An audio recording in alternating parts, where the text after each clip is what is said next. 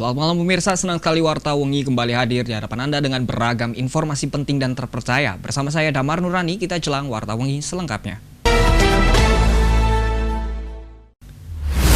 Dalam waktu singkat, polisi berhasil mengungkap kasus penemuan 4 kerangka manusia dan menetapkan ibu serta 3 anaknya menjadi tersangka. Berebut warisan menjadi alasan para pelaku tega melancarkan aksi kejinya tersebut. Bak sinetron, pembunuhan berencana yang bermula dari permasalahan waris ini dilakukan sesama anggota keluarga. Pelaku utamanya tidak lain Saminah atau Minah, 53 tahun, yang merupakan anak kedua Misem. Tidak sendirian, dia melakukannya bersama-sama 3 anaknya, yaitu Sania, 34 tahun, Irfan, 31 tahun, dan Ahmad Saputra, 27 tahun. Irfan mengaku membunuh para korban dengan memukul kepala belakang korban menggunakan dongkrak bekas. Sedangkan tersangka kedua, Putra, yang berperan membantu mengukur para korban. Apa besi apa ini tadi? Bekas dongkrak. Terus kamu kubur di mana ini? Di saluran air. Tadinya agak besar. Agak besar. Pukul apanya itu?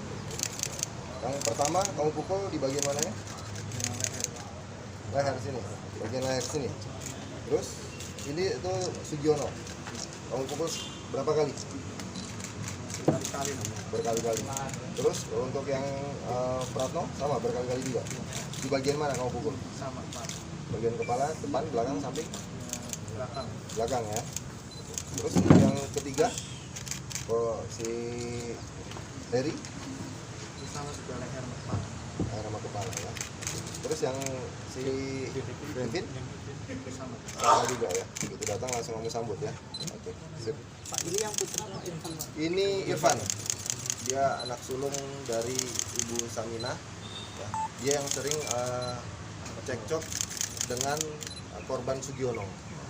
Korban Sugiono dia sering berselisih pendapat ya, dan dia beberapa kali melihat perlakuan yang tidak semestinya dari korban Sugiono kepada tersangka Saminah yang ibunya Irfan.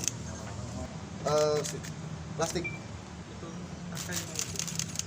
Kakak yang ngubur, bukan kamu. Kenapa dikubur? Untuk menghilangkan jejak ya. Sementara itu, ibu dari Irfan dan Putra mengaku tidak menyuruh melakukan pembunuhan. Di hadapan Kapolres Banyumas, ia mengaku awal permasalahan tersebut adalah kekhawatirannya tidak kebagian warisan. Secara sains Saya sebenarnya nggak tega, nggak nyuruh, nggak dukung juga, nggak ngizinin.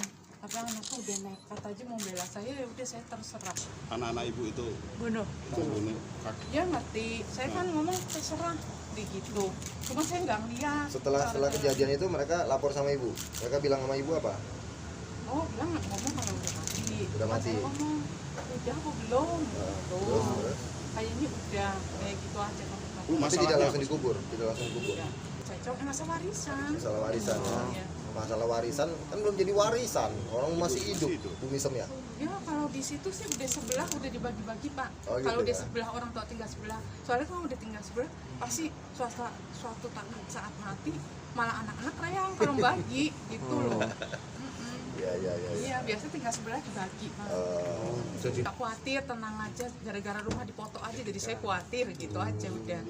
Pikiran saya tuh khawatir gitu. Kapolres Banyumas AKBP Bambang Yudantara Salamun mengatakan otak dari kasus pembunuhan ini adalah Irfan. Pembunuhannya Irfan ya, kemudian dia mengajak Putra ya, karena memang keluarga ini hampir setiap hari mereka melihat ibunya cekcok. Dan pada saat cekcok itu ibunya selalu mendapat perlakuan ya selalu dipojokkan lah dengan karena dia sendiri kan, saudara-saudaranya yang lain bertiga. Nah ini yang membuat mereka kasihan iba dengan ibunya. Jadi ada upaya-upaya membela si Irfan ini. Nah sempat akhirnya konfrontasi langsung dengan si Sugiono maupun dengan yang lain.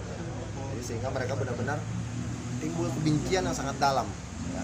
Jadi dan itu cukup lama prosesnya, mulai dari mereka kecil. Jadi mereka tinggal di rumah itu mulai dari kecil sampai mereka besar mereka. Saminah, Irfan, dan Putra dijerat dengan pasal 340 KUHP tentang pembunuhan berencana, subsidiar pasal 338 terkait menghilangkan nyawa, junto 55 dan 362 KUHP.